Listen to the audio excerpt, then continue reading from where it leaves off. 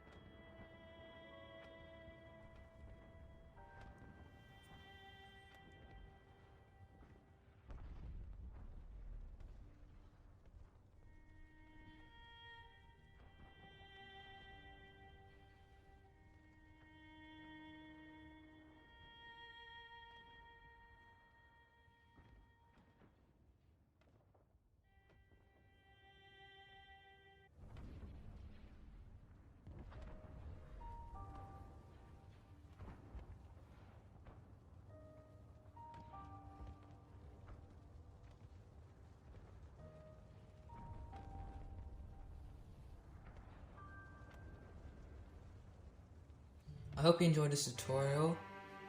Sorry for these two non-Lego parts. I did not have any other blue 1x3 wedge pieces, so sorry for that. See if we can get Lego ones. So, as you can see, I used these pieces for the leg, but try and not use those and try and use one of these for this, so we can have more friction and it will stay up longer and it won't just like flop down. This has a way more friction than this does. So if you have 4 of these, try and use it on all of these, but if you have 3 even, you could just use it on one of these and it could help this stay up and not making it just flop down like this. This is quite a flimsy model and this is really as best as you can get for a very small ATRT that could fit in a gunship, like the Lego gunship.